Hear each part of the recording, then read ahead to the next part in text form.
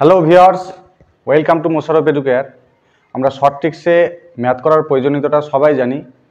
যে কোনো কম্পিটিটিভ পরীক্ষা যেমন এসএসসি, ডাব্লিউপি, কেপি, যে কোনো পরীক্ষাতে সিজিএল, সিএইচএসএল কোয়েশ্চেনটা অনেক বেশি থাকে আর টাইমটা অনেক কম থাকে।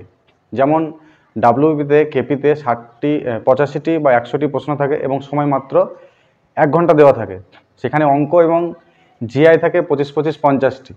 এবার সেই ক্ষেত্রে আমাদেরকে সবসময় খুব তাড়াতাড়ি অঙ্ক করে সলভ করে অ্যান্সারটা দিতে হয়। সেই জন্য আমাদেরকে শর্ট ট্রিক্সে ম্যাথ শেখা প্রয়োজন। শর্ট ট্রিক্সে ম্যাথ শেখার জন্য কিছু কিছু জিনিস আমাদেরকে প্রথমে শিখতে হবে। সেগুলো হচ্ছে লসাগু, গসাগু, বিশেষ করে লসাগুটা, অনুপাত, দ্বিঘাত সমীকরণ, এগুলো আমাদেরকে শিখতে হবে। তাহলে আমরা ম্যাথটা মোটামুটি পারবো। এবার প্রথমে হচ্ছে লসাগুটা শিখবো। লসাগু কি? লসাগুটা আমরা ভেঙে শিখবো। লসাগু, ল সা গু, এখানে 3টি শব্দ আছে। ল সা গু, লসাগুর ফুল ফর্ম কি? লঘিষ্ঠ সাধারণ গুণিতক।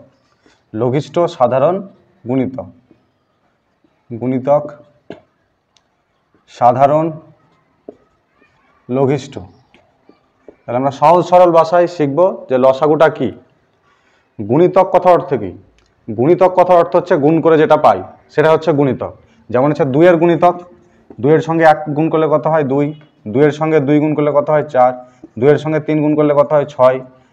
যত সংখ্যা আছে যারা 2 দিয়ে ভাগ যাবে সেগুলো সবই হচ্ছে 2 এর গুণিতক। অর্থাৎ 2কে যে কোনো সংখ্যা দিয়ে গুণ করলে আমরা যেটা পাই সেটা হচ্ছে 2 এর গুণিতক। 3কে যে কোনো সংখ্যা দিয়ে গুণ করে যেটা পাই সেটা হচ্ছে 3 এর গুণিতক।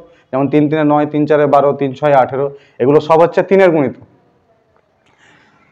এবার তারপরে যে টার্মটা আছে সেটা হচ্ছে সাধারণ, সাধারণ গুণিতক। প্রথমে আমরা শিখলাম গুণিতক, এবার হচ্ছে সাধারণ গুণিতক। সাধারণ গুণিতক কি? সাধারণ কথার অর্থ হচ্ছে নর্মাল, অর্থাৎ সবার। যেমন হচ্ছে 2, 3, 4, 5, আমার কাছে 4টি সংখ্যা আছে। এই 4টি সংখ্যার সাধারণ গুণিতক অর্থে এই যে 4টি সংখ্যা আছে এদের সবার গুণিতক, মানে এমন একটা সংখ্যা যে সংখ্যাটা 2, 3, 4, 5 দিয়ে ভাগ যাবে সেটা হচ্ছে 2, 3, 4, 5-এর সাধারণ গুণিতক, নর্মাল গুণিতক। মানে 2 এরও গুণিতক, 3 এরও, 4 এরও, 5 এরও। সেই সংখ্যাটা কি হবে? 60, 120, 240, 180। এই যে সংখ্যাগুলো আছে এগুলো 2 দিয়েও ভাগ যাবে, 3 দিয়েও 3 20 60, 4 দিয়েও 4 15 60, 5 দিয়েও 5 12 60। 120কেও তেমন, 60 2 120, 3 40 120, 4 30 120, আর 5 24 120। এইভাবে 2, 3, 4, 5-এর সাধারণ গুণিতক হচ্ছে এগুলো 60, 120, 240, 180। এগুলো হচ্ছে 2, 3, 4, 5-এর সাধারণ গুণিতক। তাহলে সাধারণ গুণিতক বলতে কি বোঝায়? যে সংখ্যাটা এগুলো সবের গুণফল। মানে 2কে অন্য সংখ্যা দিয়ে গুণ করলে যেটা পাবো 60, 3কে অন্য সংখ্যা দিয়ে গুণ করলে পাবো 60, 4কে অন্য সংখ্যা দিয়ে গুণ করলে পাবো 60, 5কে কোনো সংখ্যা দিয়ে গুণ করলে পাবো 60। অর্থাৎ সবার সাধারণ গুণিতক হচ্ছে 60। এবার হচ্ছে লঘিষ্ঠ সাধারণ গুণিতক। আমরা শিখলাম গুণিতক কি, সাধারণ গুণিতক কি। এবার হচ্ছে লঘিষ্ঠ সাধারণ গুণিতক। লঘিষ্ঠ কথার অর্থ হচ্ছে সব থেকে ছোট, অর্থাৎ সব থেকে ছোট সাধারণ গুণিতকটা হচ্ছে লসাগু বা লঘিষ্ঠ সাধারণ গুণিতক।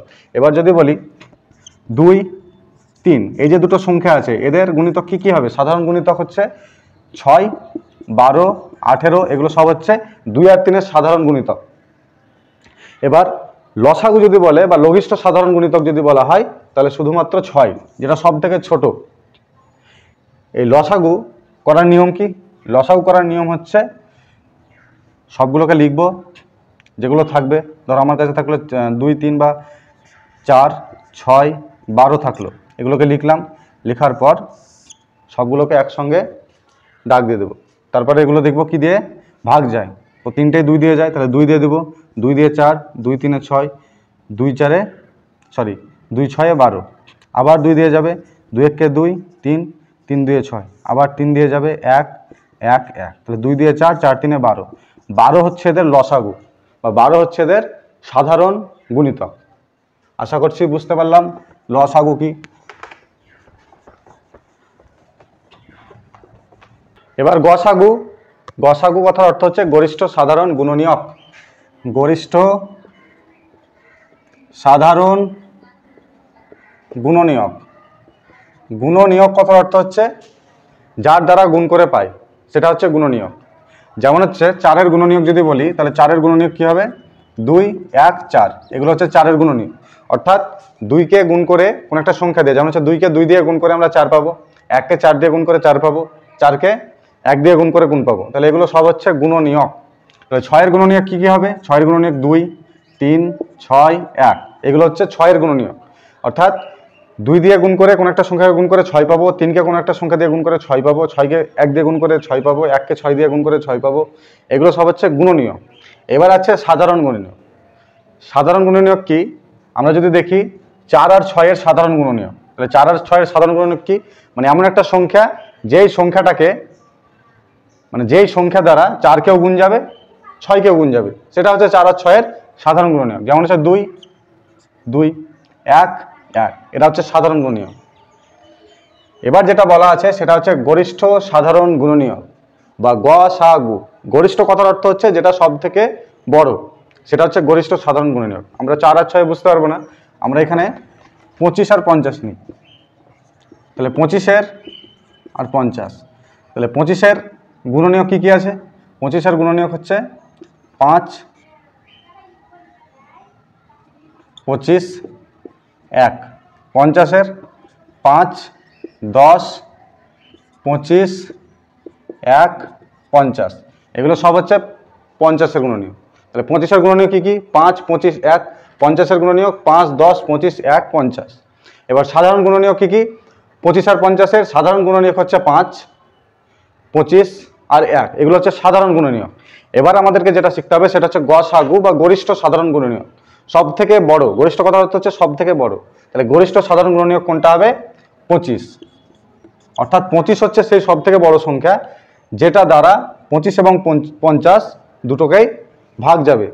তাহলে 25 আর 50-এর গসাগু কত? 25। এবার যদি বলি 10 আর 30-এর গসাগু কত, কিভাবে বের করব?